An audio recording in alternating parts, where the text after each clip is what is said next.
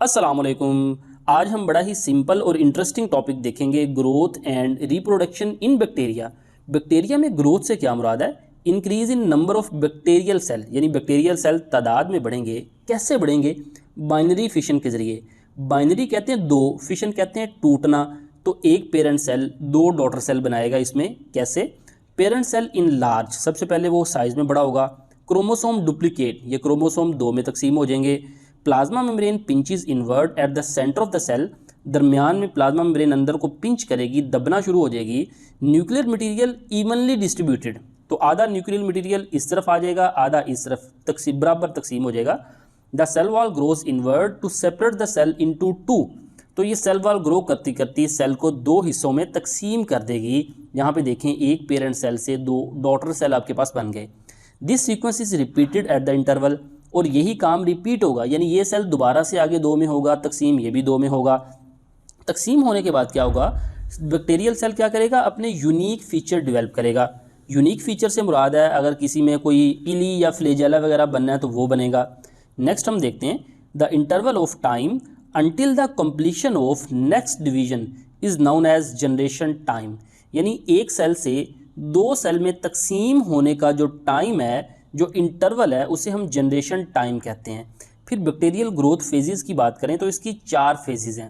पहली फेज है lag phase, इसमें नो ग्रोथ, बैक्टीरिया बिल्कुल ग्रो नहीं करता, बल्कि बैक्टीरिया प्रिपेयर देमसेल्फ, अपने आप को तैयार करता है डिवीजन के लिए। दूसरी फेज है log phase, it is phase of rapid growth, इसमें बैक्टीरिया बहुत तेज़ी से डिवाइड करता है। Bacteria divide at exponential rate, uncheckedly तेज़ी से बैक्टीरिया डिवाइड करता है। लैग फेज में बैक्टीरिया डिवाइड नहीं हो रहा था, बल्कि डिवीजन की तैयारी कर रहा था।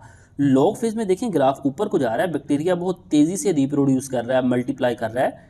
तीसरी फेज आ जाती है स्टेशनरी फेज, इसमें क्या है जी? Bacterial death rate is equal to bacterial rate of reproduction and multiplication, यानी डेथ रेट और डिवीजन का रेट बराबर हो जाता है। तो यहाँ पे आपको ग्राफ स्टेशनरी नजर आ रहा है। चौथी फेज है डेथ, या इसे डिक्लाइन फेज भी कहते हैं।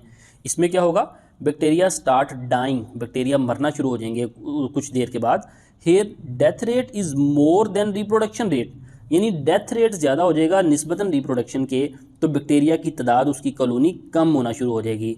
तो ये थी बैक्टीरियल ग्रोथ फेजेस। तो ये टाइम के साथ साथ ये यानी तब्दील होती रहती हैं, पहले लैग, लॉग, फिर स्टेशनरी और डेथ फेज।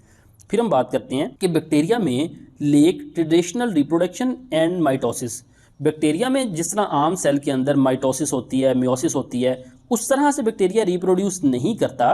तो फिर बैक्टीरिया में जेनेटिक मटेरियल का एक्सचेंज कैसे हो रहा है?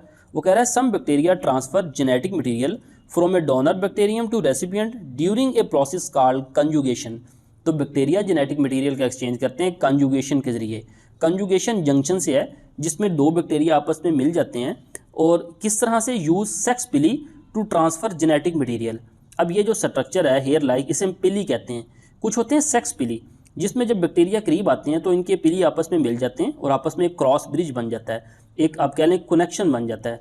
उसी कनेक्शन से एक बैक्टीरियम से जो जेनेटिक मटेरियल है वो दूसरे के अंदर आता है, और इससे क्या होता है? वेरिएशंस आती हैं, जेनेटिक मटेरियल का तबादला होता है। इसका फ़ायदा क्या है? न्यू जेनेटिक कॉम्बिनेशन, नए कॉम्बिनेशन बनते हैं। और bacteria survive under great variety of condition, जितने नए जेनेटिक कॉम्बिनेशन होंगे उतनी ज़्यादा जेनेटिक वेरिएबिलिटी होगी, और बैक्टीरिया बहुत ज़्यादा वैरायटी, बहुत ज़्यादा कंडीशन के अंदर सर्वाइव करने के काबिल होगा। तो ये था आज का टॉपिक, उम्मीद है आपको समझ आई होगी। मिलते हैं नेक्स्ट लेक्चर के साथ। अस्सलाम वालेकुम वरहमतुल्लाहि वबरकातुहू।